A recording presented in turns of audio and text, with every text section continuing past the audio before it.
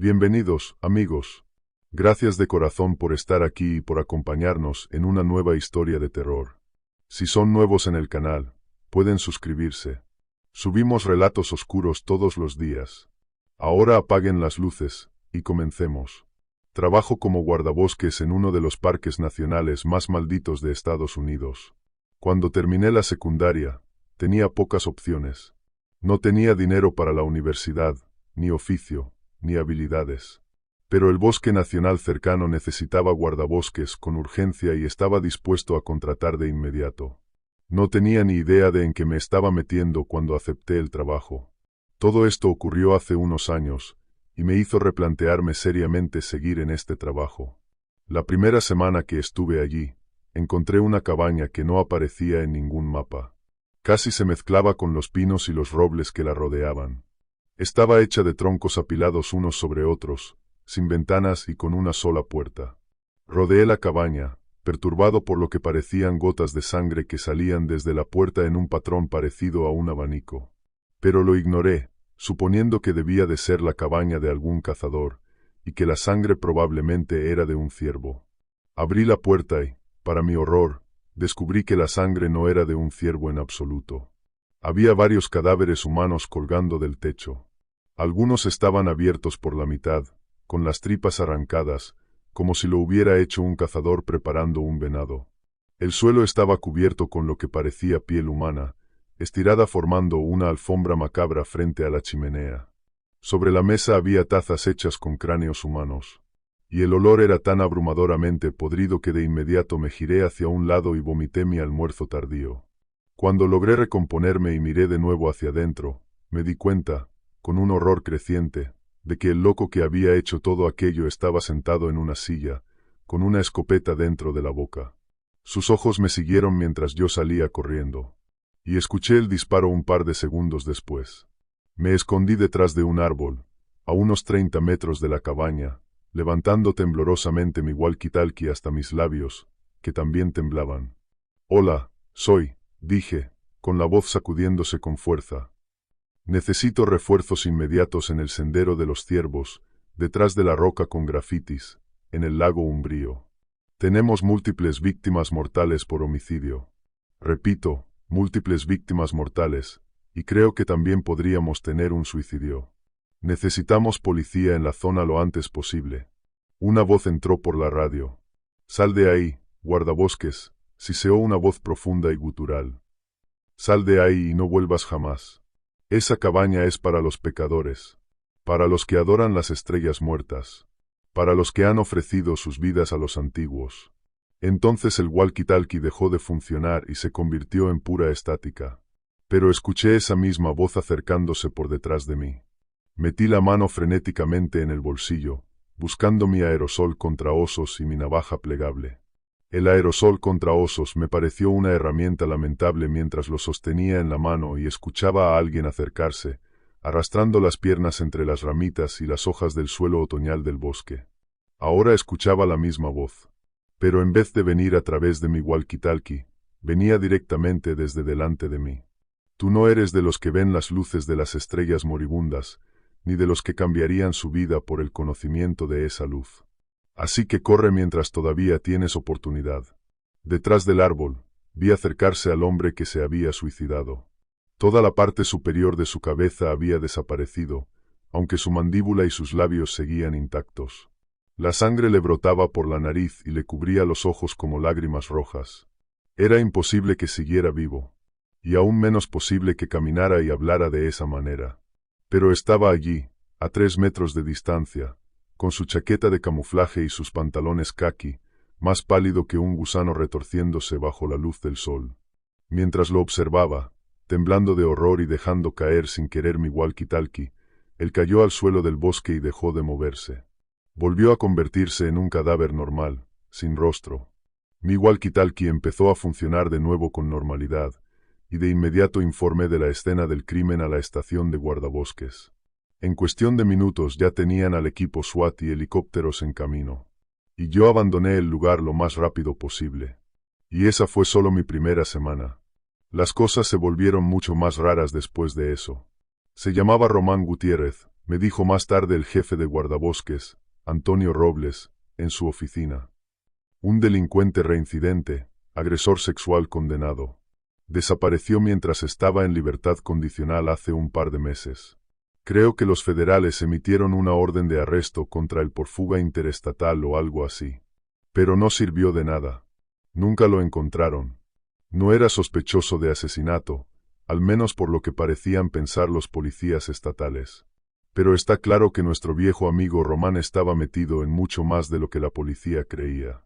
Había partes de al menos 4 cuerpos en esa cabaña que encontraste. Sacudió la cabeza con asco.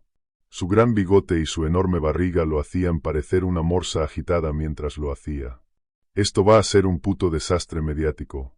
Te lo digo desde ahora. Dudo seriamente que 4 sea el número final de víctimas en su recuento. Eso significa que el FBI también va a llegar, como suele pasar en las investigaciones de asesinos en serie. Van a querer comprobar si hubo más víctimas en otros estados. Solo quiero irme a casa, dije. Y era verdad. No había dormido la noche anterior, y seguía viendo el rostro del hombre muerto flotando frente a mí en la oscuridad. Y pensaba en aquella voz. Aquella voz horrible. ¿Había sido una alucinación? ¿Estrés? Tenía que serlo. Escucha, Carlos, dijo el jefe de guardabosques, poniendo una mano sobre mi hombro. Lo siento por ti. De verdad. Pero estamos cortos de personal, como ya sabes. Puedo darte el resto del día libre, pero necesito que vuelvas mañana. No dejes que cosas así te dominen. Solo olvídalo. Ve a tomarte una cerveza, dispara algunas armas o haz lo que sea que hagas para desahogarte. Pero no dejes que ese loco también arruine tu vida. Ya arruinó suficientes. Gracias, Antonio, dije, formando una sonrisa débil. Me dolía el estómago, el corazón me latía a toda velocidad, y solo quería irme a casa y acostarme. No lo sabía en ese momento, pero las cosas estaban a punto de ponerse mucho, mucho peor. Fui a casa, apagué las luces y me acosté en la oscuridad. El sol todavía estaba afuera, pero tenía las cortinas gruesas cerradas. Mi esposa volvió del trabajo un par de horas después y me encontró mirando fijamente al techo. ¿Estás bien?, preguntó. Asentí. Si empezara a volverme loco, le pregunté, ¿querrías saberlo? Ella sonrió, divertida. Sí, claro, dijo. Espero ser la primera persona a la que se lo contarías. ¿Hay algo que quieras decirme? No, dije, riendo un poco. Ella siempre lograba animarme. Me quedé dormido poco después y desperté con el sonido de un teléfono sonando, solo, en la habitación oscura. ¿Hola?, dije, incorporándome. Carlos, soy Antonio, dijo. La policía va de camino ahora. Escucha, estoy aquí con el FBI y encontraron pruebas. Bueno, creen que nuestro amigo Román tenía un cómplice. Tal vez más de uno. No lo sé. ¿Estás bien? Espera, dije, soltando el teléfono rápidamente. Me puse de pie. Una oleada de adrenalina me despertó por completo cuando sus palabras se hundieron en mi conciencia. Estela, grité, moviéndome de habitación en habitación. No recibí respuesta. ¿Estás aquí? Por favor, respóndeme ahora. La casa permaneció tan silenciosa como un cadáver. Cuando bajé las escaleras, encontré la puerta principal abierta de par en par. La luz de las farolas entraba a raudales. Pero mi esposa no estaba por ninguna parte. Se había ido. Salí corriendo por la puerta mientras las sirenas y las luces parpadeantes cubrían las calles. La policía invadió la zona con las armas desenfundadas, diciéndome que levantara las manos y caminara lentamente hacia adelante. No encontraron rastro de los secuestradores, ni de mi esposa. Poco después, Antonio apareció con 2 agentes del FBI a su lado. Me vieron sentado allí, en la acera, con la cabeza baja y los ojos húmedos. Los agentes no revelaban nada detrás de sus gafas de sol. Ambos llevaban trajes negros, rostros bien afeitados y el pelo corto. El comisario llegó y los apartó a un lado. Lo vi señalando la casa y hablando cada vez más rápido. Sus ojos eran una mezcla de incertidumbre y miedo. Nubes del color de manchas de nicotina pasaban lentamente por encima. Y sentí como se me agotaba la energía. Mi mente se quedaba sin fuerza. Sabía que tal vez nunca volvería a ver viva a mi esposa. Tal vez nunca llegaría a verla muerta tampoco. Los bosques de la zona parecían infinitos y vastos, y mucha gente simplemente desaparecía para no ser encontrada jamás. Sus cuerpos probablemente yacían en el fondo de lagos, o enterrados muy profundo en la tierra de los parques nacionales, lejos de los senderos, donde los ojos de los turistas no pudieran vagar. Entonces, ¿qué saben? Les pregunté, levantando la cabeza cuando se acercaron. Me sequé los ojos, parpadeando rápido, preparándome e intentando recuperar la voluntad. Bueno, dijo Antonio, encontramos varios juegos de huellas dactilares en la cabaña. Solo uno pertenecía al sospechoso muerto. Y las huellas de las víctimas fueron descartadas, al menos las de aquellas que todavía tenían dedos. Sin embargo, cuando revisamos las grabaciones del parque para intentar encontrar pruebas relacionadas con los crímenes, te vimos salir en tu coche y ser seguido. El corazón se me detuvo en el pecho. Yo no había sabido ni sospechado nada en ese momento. Incluso podían tener a alguien vigilándome ahora mismo.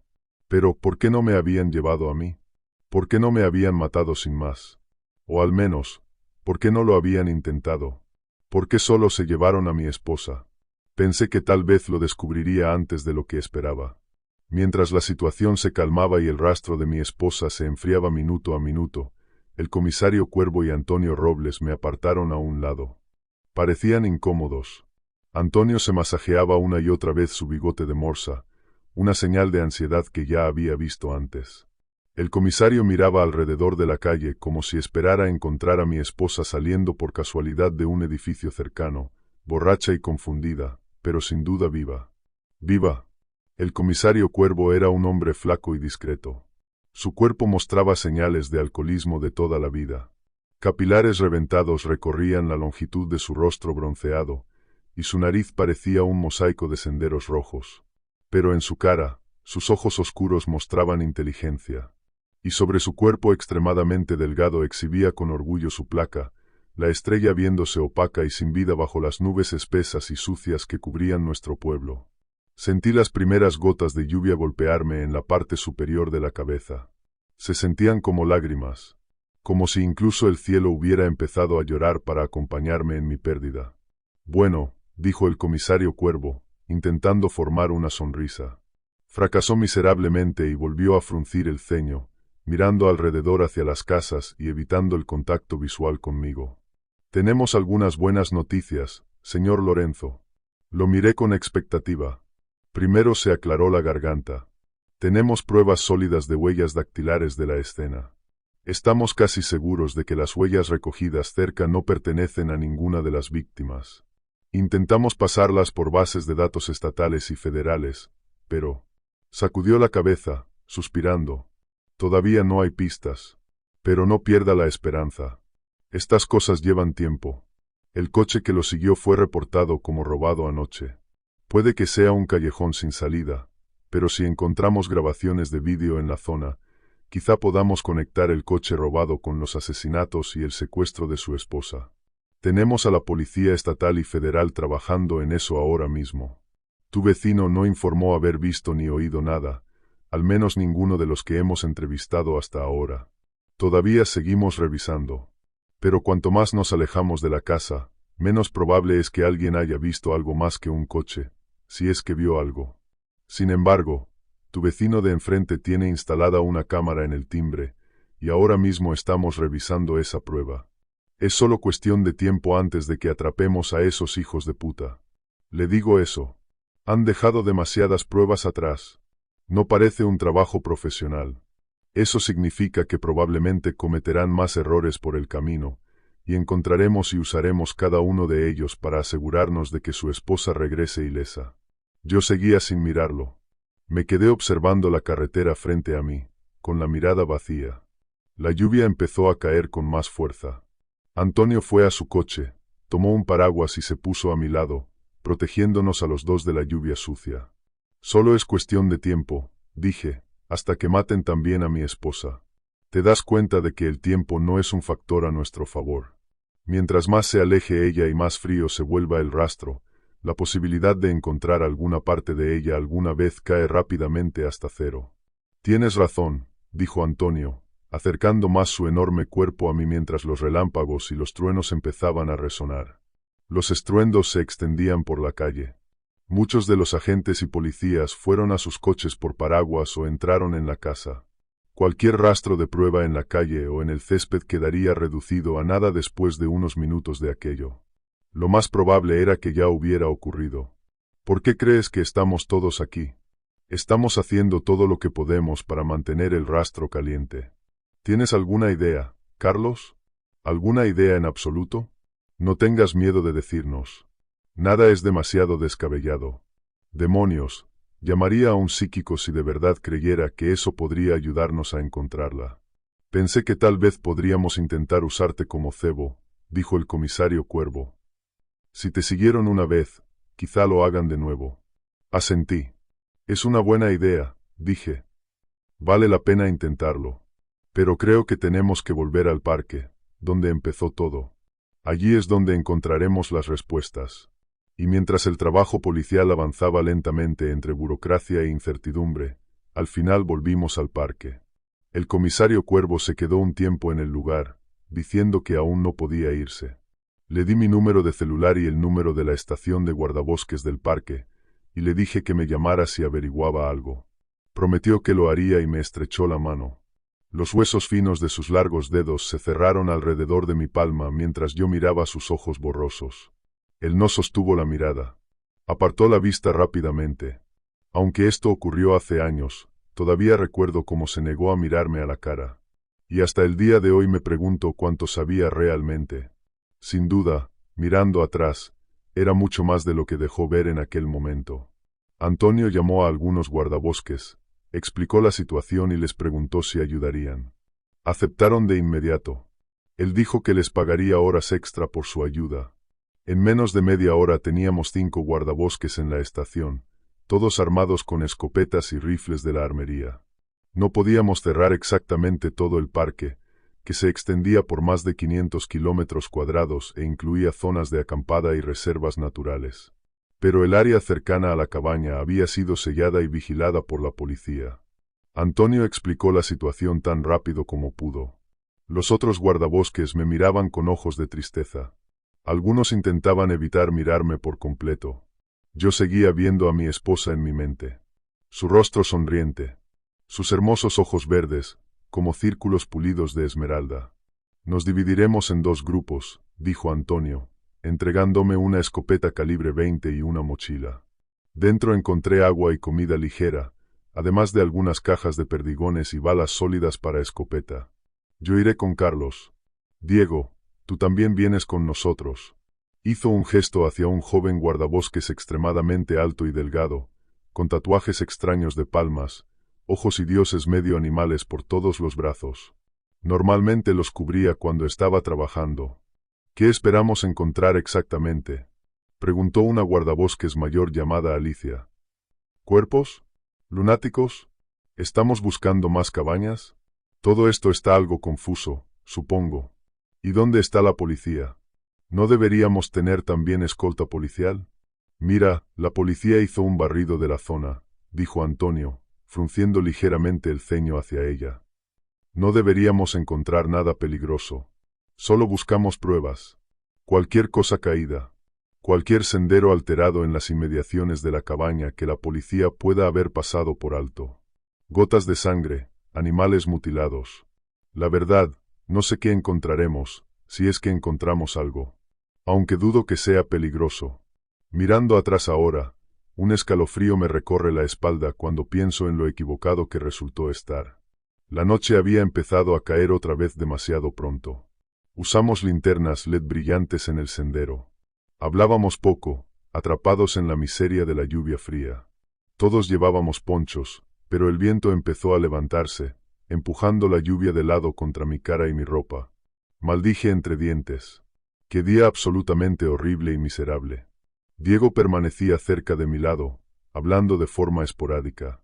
Intentaba animarme, hablando de chistes, de las noticias y del mercado de valores. Yo casi solo gruñía y asentía, sintiéndome disociado e irreal, como si estuviera dentro de un sueño. Entonces su conversación dio un giro extraño. ¿Alguna vez has visto o escuchado Supongo que he escuchado también algo realmente raro en este parque, preguntó Diego, mirándome de lado. Parecía mucho más joven en su incertidumbre, como un adolescente intentando invitar a bailar a una chica bonita, pero sin saber cómo hacerlo. Suspiré al darme cuenta de que no iba a dejarme en paz. Una parte de mí también entendía que él se había ofrecido como voluntario para venir aquí en mitad de la noche únicamente para ayudarme, y que incluso podía terminar arriesgando su vida en esta misión si las cosas salían mal. Pero aún así sentía una mezquina rabia infantil por tener que interactuar. Sí, dije. He escuchado algunas cosas raras. Dije que sí. También vi una alfombra hecha de piel humana. Supongo que eso cuenta como raro. Sí, sí cuenta, asintió Diego. Pero no es raro en plan sobrenatural.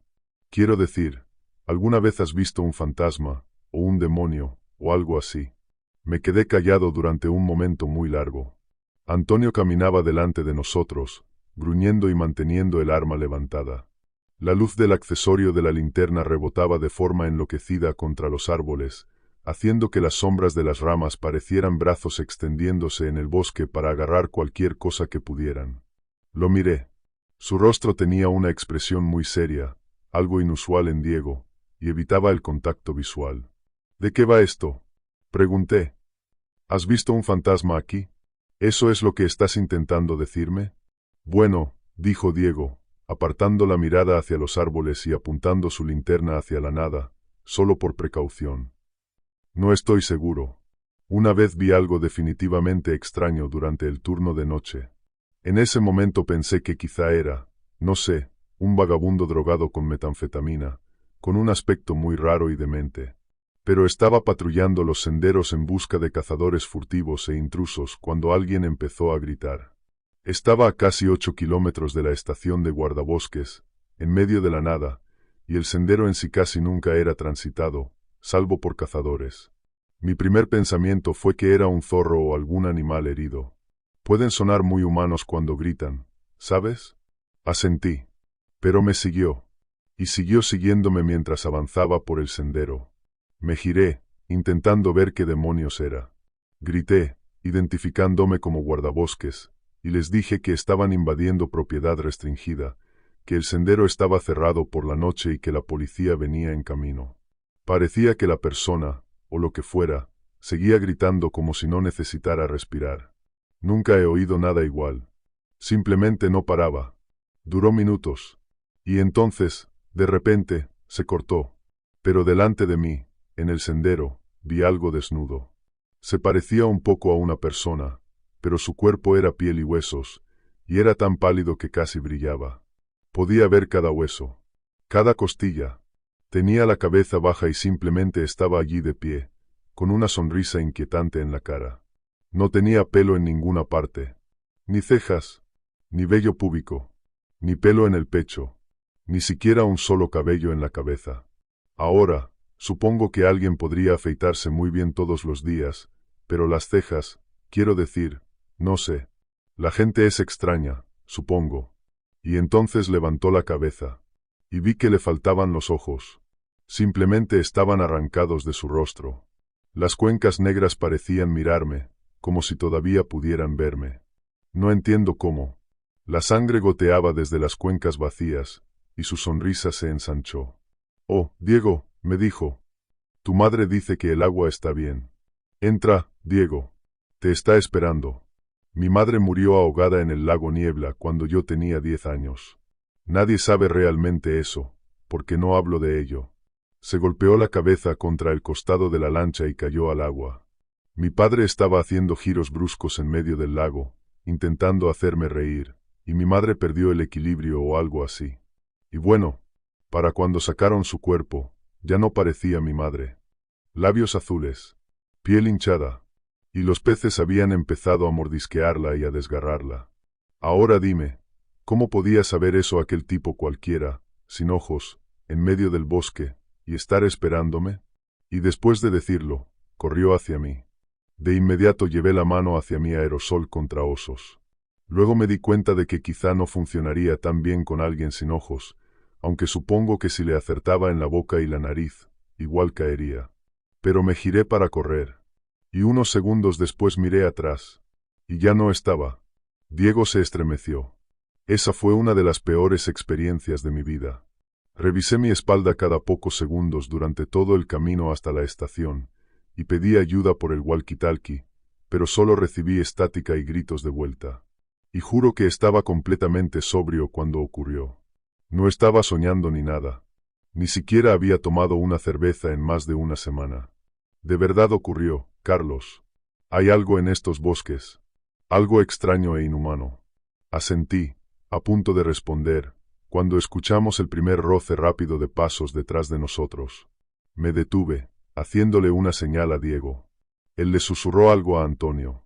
Vi el rostro sudoroso de Antonio mirando de un lado a otro, bajando la vista por el sendero con los ojos muy abiertos. Entonces lo oí de nuevo. El crujido de una rama. El leve susurro de la maleza. «Identifíquense», grité. «Somos guardabosques, y esta es una investigación policial. Actualmente están entrando sin autorización en una zona restringida. Esta área está cerrada hasta que la agencia estatal autorice su reapertura. Si se identifican y abandonan la zona de inmediato, no tendrán problemas». Esperé. Al principio no ocurrió nada. Entonces una risa suave y baja empezó a surgir desde la oscuridad. Mi escopeta tenía una linterna incorporada, y apunté la brillante luz LED en dirección a la risa. Desde detrás de los arbustos, vi el destello de una mano inhumana. Los dedos parecían torcidos y demasiado largos. La piel estaba ennegrecida y cubierta de llagas supurantes. Luego se retiró entre la maleza, y más risas empezaron a surgir desde todos los lados del sendero. «No están en casa, guardabosques», dijo una voz burlona. «Esta es nuestra casa ahora. Ustedes están invadiendo tierra sagrada. La pena por eso es la muerte». Antonio levantó su rifle, gritando hacia la voz. «Vengan e inténtenlo, cara de mierda», gritó. Su rostro estaba enrojecido y su enorme cuerpo temblaba de rabia y miedo. «Ustedes, maníacos, ya se merecen una lección sobre lo que les pasa a los que se meten con guardabosques». La risa se volvió más fuerte, más intensa, y las figuras empezaron a salir de las sombras y los arbustos, apareciendo desde detrás de los árboles y emergiendo de las enormes rocas que se alzaban por todo el parque. Todas tenían la misma piel ennegrecida y extremidades largas y delgadas. Parecían demonios salidos del infierno. Y quizá lo eran. Sin dudarlo, abrí fuego. Y corrieron hacia adelante, siseando y chillando. Sus cuerpos desnudos y enfermizos, su piel ennegrecida por el fuego, se acercaban más con cada instante. Vi explotar el pecho de la figura más cercana. Era una criatura alta y demacrada, con ojos rojos de sangre. La película de sangre parecía a punto de desbordarse y caer por su rostro como lágrimas. Pero nunca lo hacía. Los ojos de las demás se veían iguales. Y bajo los haces de las linternas LED, demasiado brillantes, casi parecían brillar y ondular. Podía ver la silueta vaga de las pupilas bajo la sangre. Aunque esto ocurrió hace años, todavía recuerdo cómo se veían. La velocidad sobrehumana de aquellas abominaciones. Las escamas que caían de su piel crujiente y destruida bajo la pálida luz de la luna, y bajo las luces mucho más intensas de nuestras linternas. Sus cuerpos demacrados y chamuscados se movían como manchas borrosas, rodeándonos y lanzándose contra nosotros. Los disparos rompieron la quietud del bosque, y todo pareció degradarse en caos en cuestión de segundos. En ese momento, sentí una oleada de calma apoderarse de mí. Podía ver cómo nos rodeaban. Podía ver los disparos derribando la primera línea de criaturas ennegrecidas. Pero me sentía en paz. Todo parecía moverse en cámara lenta. Apunté la escopeta una y otra vez al centro del cuerpo, destrozándoles el pecho y el estómago con balas sólidas de escopeta. Y ninguna volvió a levantarse. Sangre azul brotaba de sus heridas.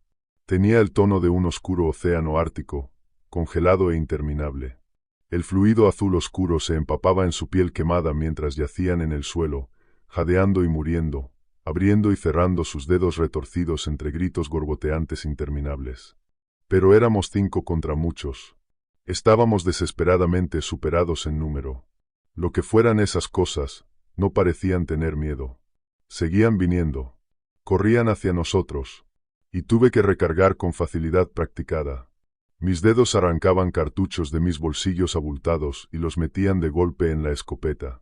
La mayoría de los otros guardabosques también se habían quedado sin munición.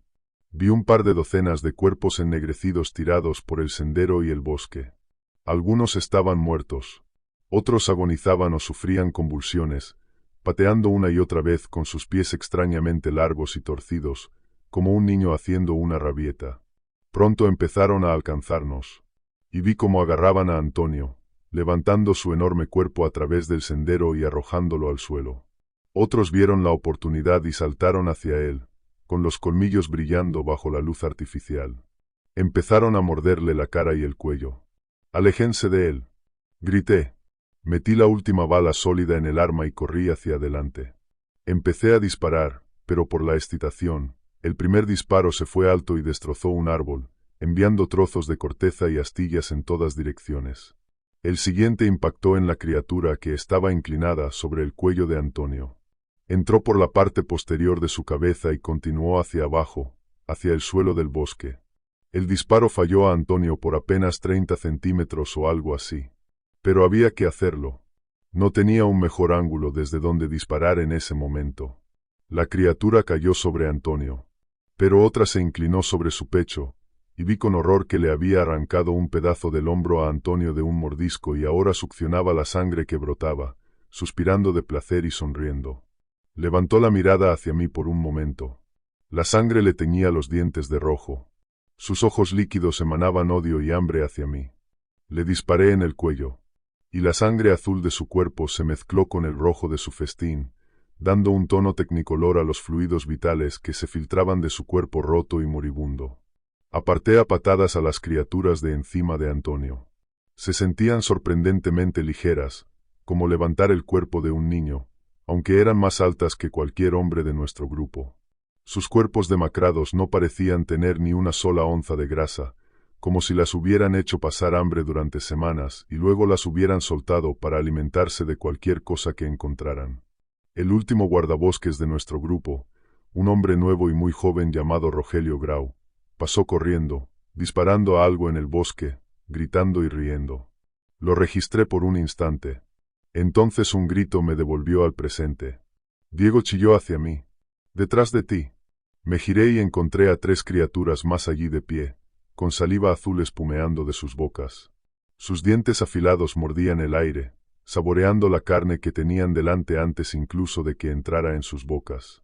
Y se abalanzaron sobre mí al mismo tiempo. Disparé 3 veces y alcancé a 2 de ellas en la cabeza. El tercer disparo se fue alto, y entonces la criatura cayó sobre mí, derribándome al suelo. Sabía que en ese momento ya no tenía más cartuchos en la escopeta, después de haber disparado las 6 rondas. Me aferré a la escopeta e intenté usarla como arma.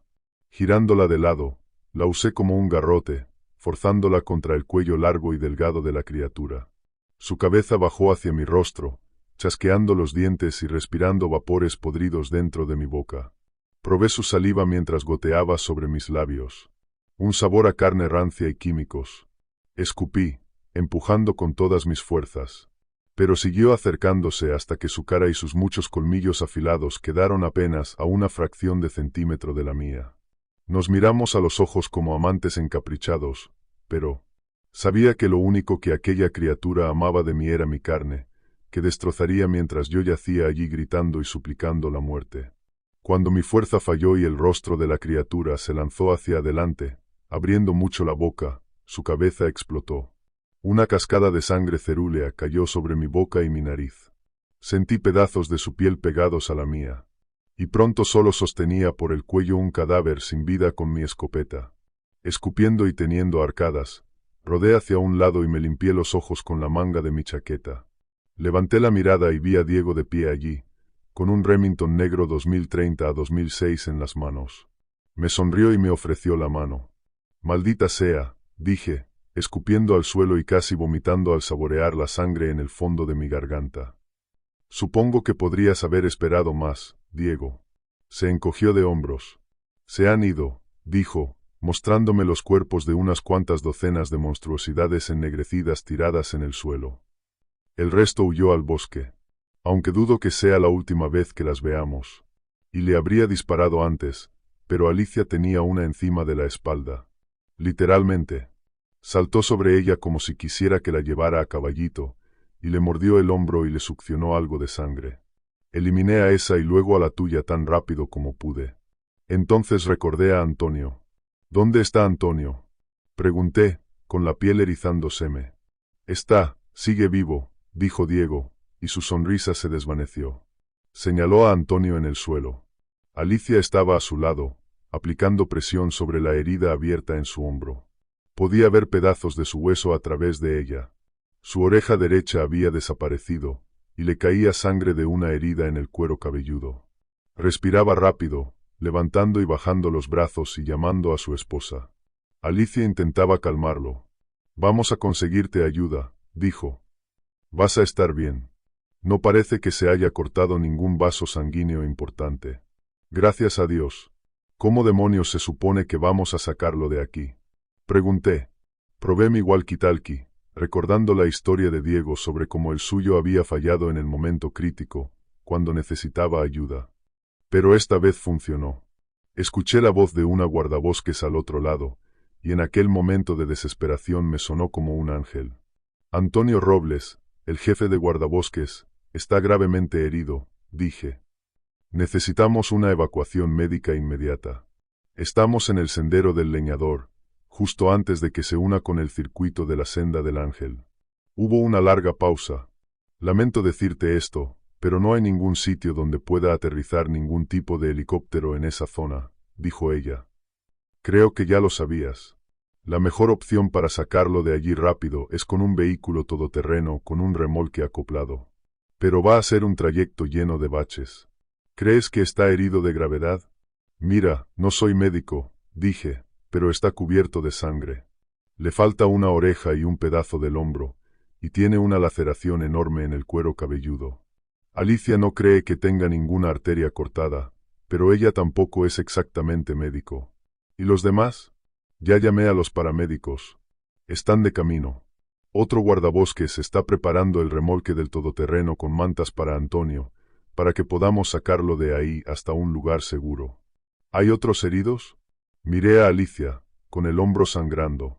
Yo tenía algunos rasguños y cortes, pero dadas las circunstancias, no los consideré nada en absoluto.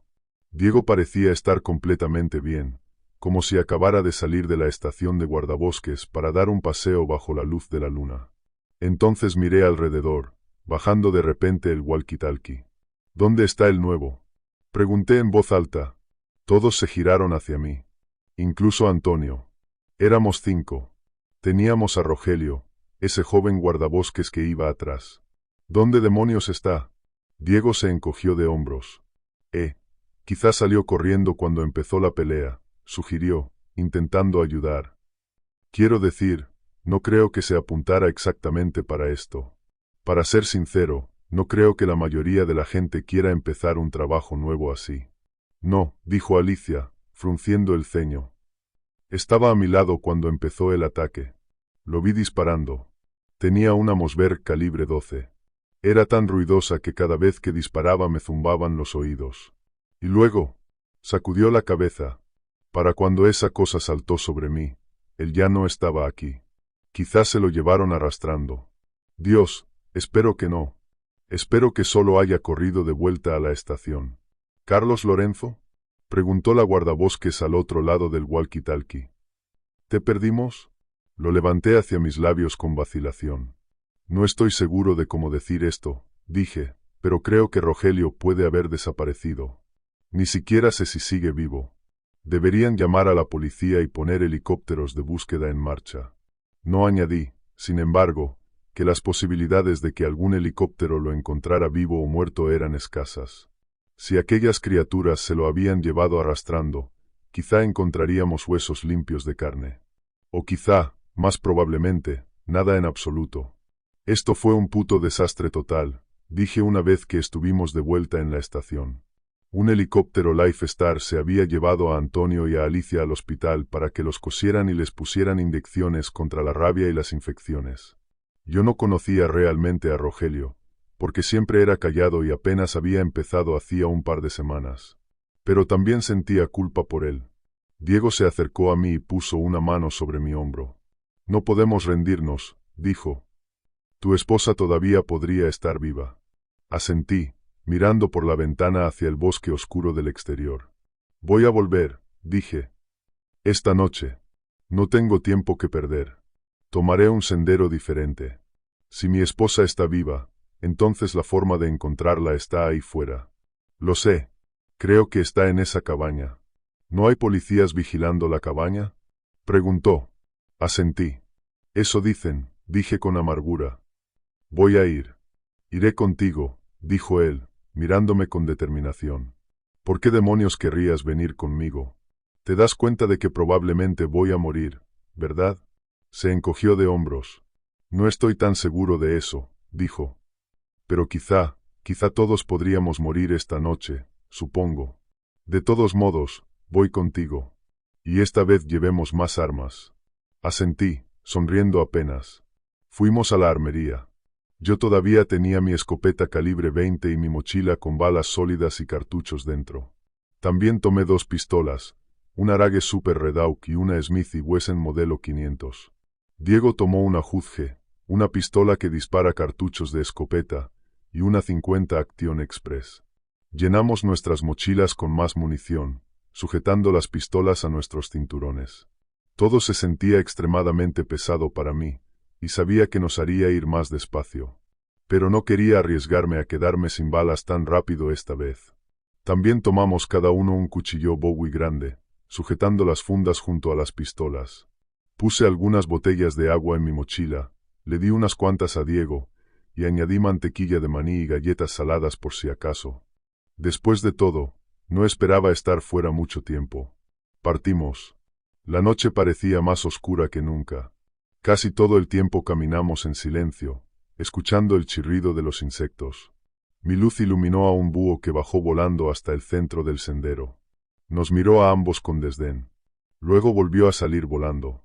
¿Sabes? Los búhos son presagios en muchas culturas, dijo Diego. ¿Presagios de qué?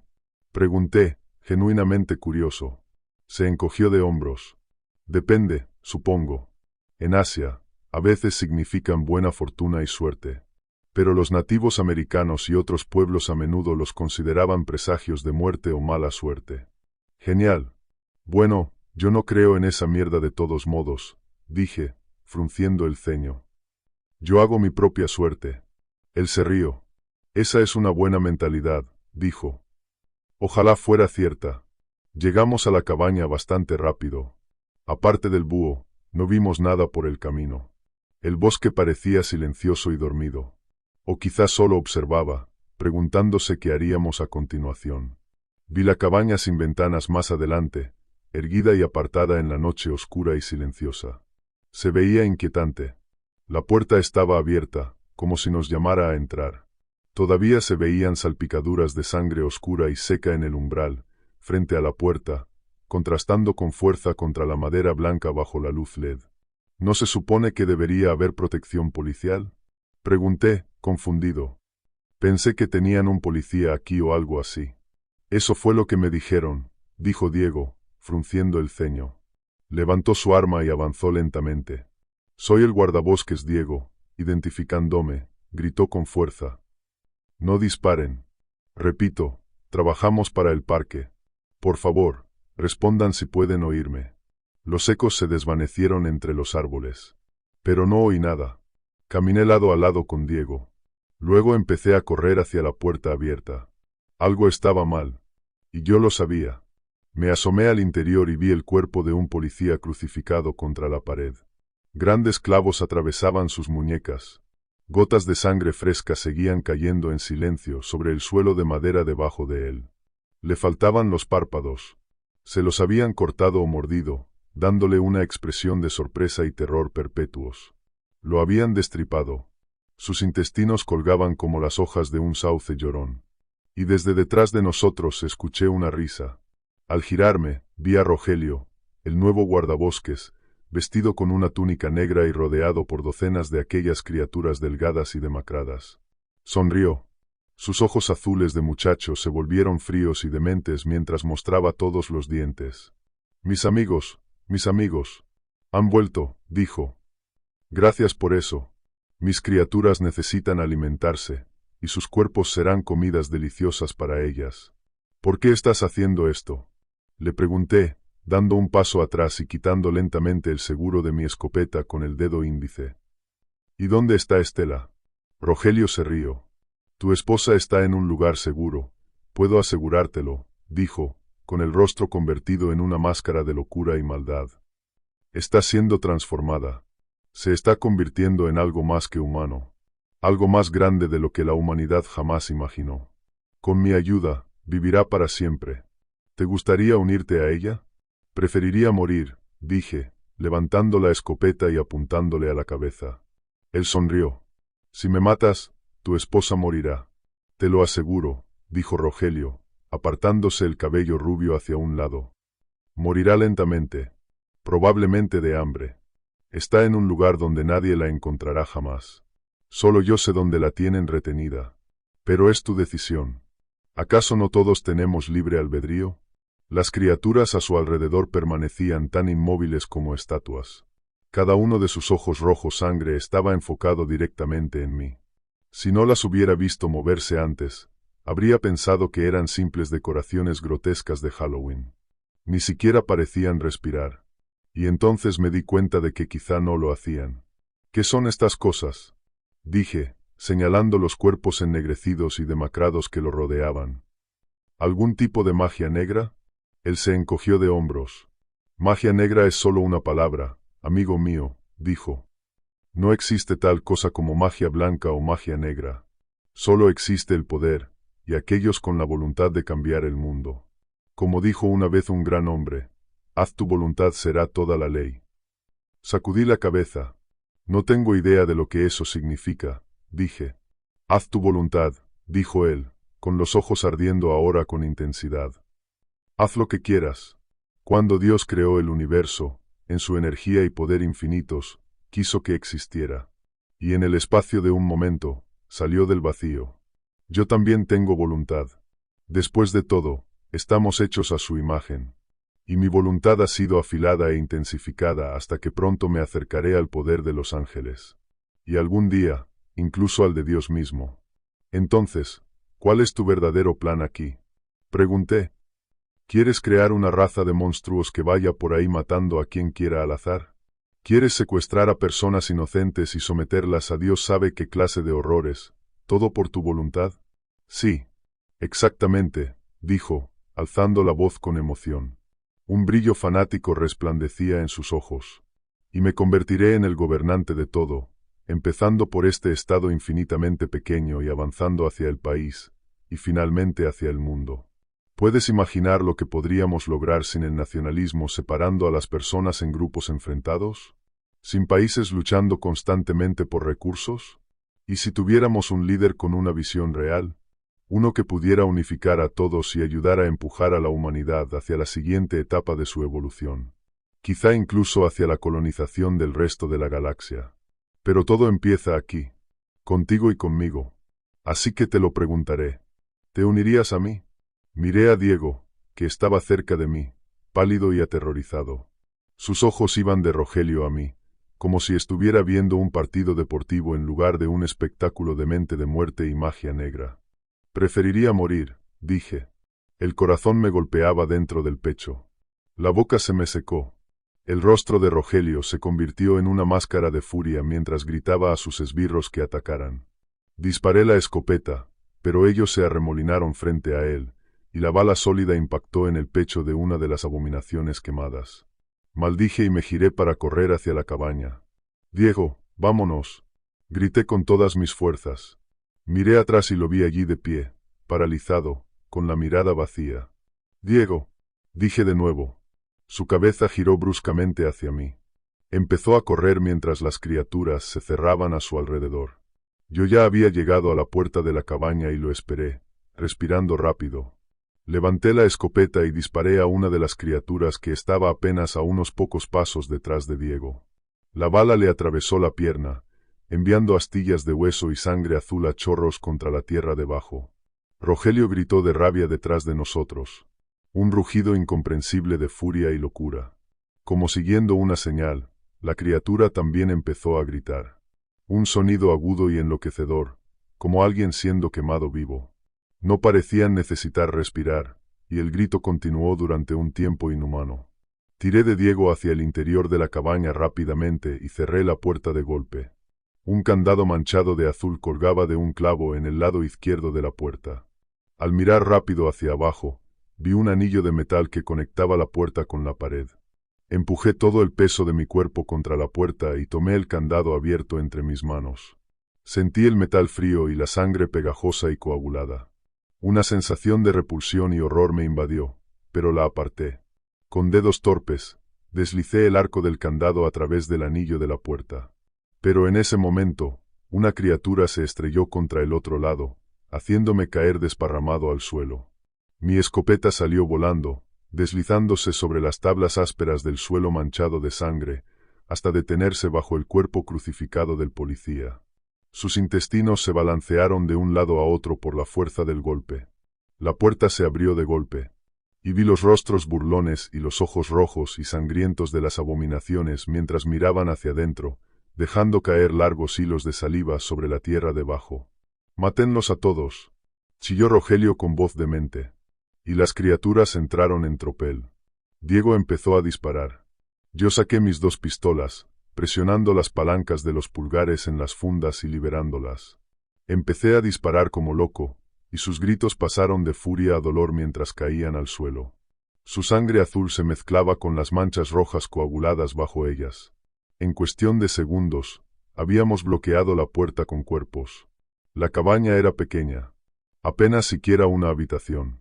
Aunque la madera era fuerte y bastante nueva, totalmente libre de podredumbre o agujeros. La única entrada y salida era la puerta. Con el estrecho umbral bloqueado por una docena de cadáveres ennegrecidos, el resto de las criaturas detrás de ellos intentó abrirse paso empujando, pero no logró avanzar. Una intentó trepar sobre la pila de cadáveres, y le disparé en la cabeza en cuanto asomó. Las demás no siguieron su ejemplo. Escuché sus gemidos agudos y sus gritos afuera, y la voz mucho más grave de Rogelio, bramando órdenes. «Consigan hojas secas, ramitas y troncos», dijo. «Si no salen, los quemaremos para sacarlos. Sin testigos, sin cabos sueltos», dijo esta última parte como para sí mismo. Su voz se volvió más lenta y adquirió una cualidad reflexiva, casi meditativa. Me giré hacia Diego, aterrorizado y exasperado. Su rostro reflejaba las emociones que yo sentía. Me arrepentí de haber venido allí. Lo más probable era que muriéramos, y mi esposa quedaría en manos de aquel psicópata de afuera, a menos que la policía lograra algún avance improbable en el caso y la encontrara. «Bueno, Diego», dije lenta y tristemente, «creo que este es el final. A menos que tengas algún plan. Yo desde luego no tengo ninguno. Supongo que podríamos empezar a mover los cadáveres e intentar abrirnos paso luchando. Probablemente eso sea lo que tendremos que hacer». Diego se encogió de hombros. Sus movimientos eran apáticos. Parecía como si él también hubiera perdido la esperanza. Y entonces ocurrió un milagro. Escuché una voz que no había oído en lo que parecía una eternidad. Era la voz que había escuchado a través de mis walkie-talkies. La que hablaba de estrellas muertas. ¿Qué me había dicho? Como en un destello, mi subconsciente repitió las extrañas palabras que había oído. Lo recordé como si estuviera allí. Como si hubiera retrocedido en el tiempo y estuviera otra vez en el bosque, pidiendo ayuda, con un cadáver mutilado caminando detrás de mí. «Sal de ahí y no vuelvas jamás. Esa cabaña es para los pecadores, para los que adoran las estrellas muertas, para los que han ofrecido sus vidas a los antiguos». Los antiguos. Sí, eso fue lo que él, o eso, había dicho. Aquello se me quedó grabado por alguna razón. Pensé en Rogelio y sus ideas extrañas sobre la voluntad. Me recordó a Nietzsche o a Hitler. ¿No habían hecho una película sobre el llamada El triunfo de la voluntad? Rogelio claramente tenía una obsesión con el poder de la voluntad. De hecho, pensé que quizás su obsesión venía de la magia negra y de Aleister Crowley. Pero no podía estar seguro. Todos esos pensamientos pasaron por mi cabeza en una fracción de segundo. Y por un momento creí comprender algo inefable. Alguna salida de aquella locura. Pero entonces desapareció. Y yo solo era un hombre asustado sentado en una cabaña empapada de sangre, escuchando una voz de otro mundo. Tú y tu culto han invadido tierra sagrada, dijo la voz, resonante y divina. Parecía venir de todas partes a la vez, desde todo a mi alrededor, e incluso desde dentro de la propia cabaña. Sacudió el suelo e hizo que el cuerpo crucificado del policía volviera a balancearse. Sus intestinos destripados se movían lentamente de lado a lado. Han cometido horrores y perturbado la paz de los muertos. Tú y tus criaturas están condenados. No tienes poder sobre mí, dijo Rogelio. Su voz sonaba débil y casi infantil en comparación con la voz del otro. Sal aquí e inténtalo. No te escondas. Veamos tu verdadera forma. La voz se rió. Diego empezó a mover algunos de los cadáveres, intentando mirar por la puerta. Me levanté y fui a su lado. Vi que las criaturas que rodeaban la cabaña se habían ido. Estaban de pie formando un círculo alrededor de Rogelio. Su rostro blanco era el único color, en contraste con los cuerpos negros de sus esbirros y la túnica completamente negra que llevaba. Parecía una estrella muerta en el espacio infinito. Su piel estaba pálida y sin vida. Los antiguos te usan como una marioneta, dijo la voz. Miré alrededor y vi que Diego hacía lo mismo, pero no pude encontrar la fuente. Yo también tengo un ejército, pero el mío no está extraído de los muertos ni del despreciable arte de la nigromancia. Yo uso el bosque y sus muchos secretos. ¿Y quién crees que es más fuerte? ¿Los muertos, o aquellos con una conexión con la tierra sagrada, viva y respirante de este lugar? Los ojos de Rogelio se abrieron de par en par mientras cientos de animales salían del bosque. Una estampida de pelo y plumas. Vi osos corriendo al frente, a cuatro patas, acercándose a las víctimas demacradas y ennegrecidas de Rogelio. Luego se levantaron sobre las patas traseras, rugiendo y arañando. Golpearon sus pechos y rostros, dejando surcos profundos antes de lanzarse a sus gargantas. Y con un rápido movimiento de lado a lado, les arrancaron las cabezas limpiamente. Rogelio se giró y empezó a correr. Sus esbirros restantes hicieron lo mismo. Los animales los persiguieron, y en menos de un minuto, todo empezó a quedarse en silencio de nuevo. Seguimos sacando cuerpos de la puerta, y para cuando logramos salir, no quedaba nadie salvo algunos cadáveres de los monstruos. Regresamos a la estación en tiempo récord, moviéndonos rápido con las armas desenfundadas. Vi coches de policía y agentes del FBI por todas partes, y empezaron a internarse en el bosque con reflectores y perros. Antonio Robles estaba de vuelta, vendado, con aspecto demacrado y pálido, pero por lo demás bien. Se acercó a mí y a Diego. Sabemos que fue Rogelio. Lo estamos buscando ahora, dijo. El FBI y la Policía Estatal acaban de registrar todas las propiedades conocidas asociadas con él. Encontramos la sangre de tu esposa, Carlos. Lo siento.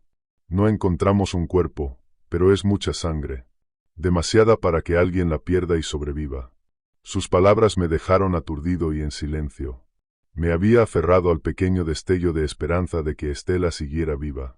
De que solo necesitáramos capturar a Rogelio, y entonces podríamos averiguar dónde la tenía prisionera. Empecé a temblar y casi me desplomé, pero Diego me atrapó. Me llevó hasta un banco y me sentó. Tómate un minuto, dijo. Solo respira. Me quedé sentado allí durante lo que parecieron horas, viendo a la policía y a los agentes del FBI pasar, entrando y saliendo del bosque. Después de unas horas, un equipo regresó. Antonio estaba afuera, hablando con el jefe de policía del pueblo. El equipo se acercó a él.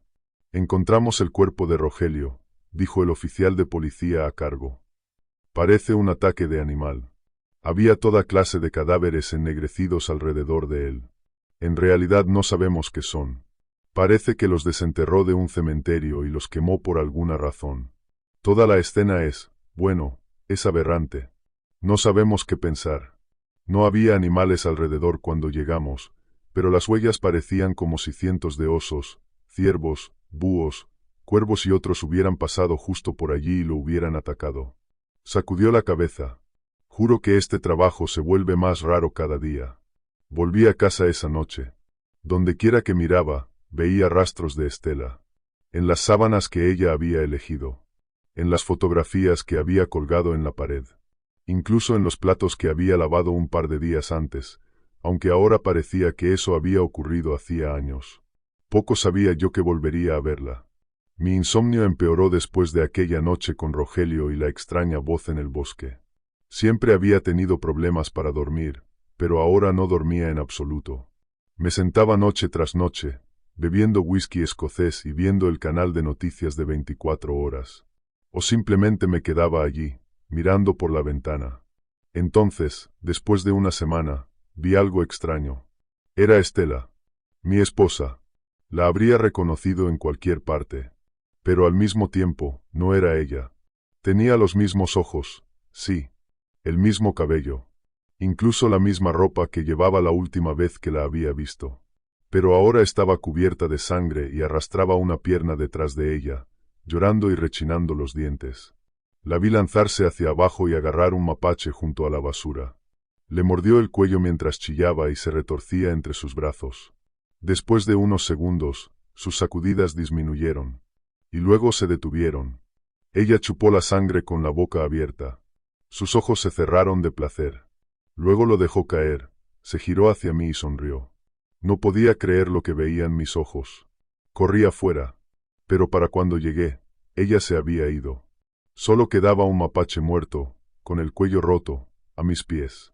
Me tomé una licencia en el trabajo y empecé a buscar en el bosque. Era el único lugar en el que podía pensar. El bosque donde toda aquella extrañeza había comenzado. Mi intuición me guiaba, y mi corazón me decía que si iba a encontrar a Estela, o lo que quedaba de ella, sería en aquel bosque. Cada noche volvía a casa desconsolado y con el corazón roto. Después de un mes de aquello, regresé a casa y encendí las noticias. Me serví un trago de whisky y me recosté en mi sillón reclinable. Los cadáveres fueron encontrados en una zona de acampada junto al lago Umbrío, dentro del Parque Nacional de San Telmo, dijo el presentador. Me incorporé de golpe en la silla. Ese era el lugar donde trabajaba. Sabía exactamente dónde estaba el lago Umbrío. ¿Acaso no lo había recorrido todos los días? El lago en sí estaba a solo 5 kilómetros de la cabaña donde todo había empezado. Aquella cabaña de horrores y sangre. Al parecer, les mutilaron la garganta y drenaron la sangre de sus cuerpos, continuó el presentador. Las autoridades mantienen reservas sobre las mutilaciones y los asesinatos, pero un oficial dijo a nuestro reportero que ahora hay 8 personas muertas o desaparecidas. El gobernador ha respondido diciendo que cerrarán el parque sí. Apagué la televisión, me levanté y fui a mi dormitorio. Me vestí y me puse los zapatos de senderismo. Después de todo, ahora sabía que el cadáver reanimado de mi esposa muerta vagaba por el bosque, atacando y matando a personas inocentes. Rogelio estaba muerto, pero aún quedaba trabajo por hacer. Vi en mi mente el rostro sonriente de mi esposa, y recordé la forma en que olía, a perfume y flores. Parpadeé rápidamente para contener las lágrimas y agarré mi escopeta, sujetándome una pistola a la cintura. No importaba cuánto tiempo tomara, la derribaría, y con suerte, liberaría al bosque de aquel mal. Han pasado 3 años desde entonces, y todavía no he tenido éxito. Hasta el día de hoy, sigo saliendo de noche, recorriendo los senderos. He encontrado cuerpos desollados vivos, con las extremidades retorcidas alrededor de ramas de árboles, y campistas con los rostros devorados, dejando atrás solo una máscara de sangre, vísceras y hueso. Nunca sabré si todos son obra de Estela, o si algo más vive allí. Pero tengo una misión, y estoy decidido a cumplirla. Sé que el alma de mi esposa ya siguió adelante, y que algo más se ha apoderado del cuerpo de Estela. Lo que quede de su cuerpo no es más que una extensión de la magia satánica de Rogelio, su nigromancia y su maldad, y no dejaré de cazar hasta saber que ella está en paz.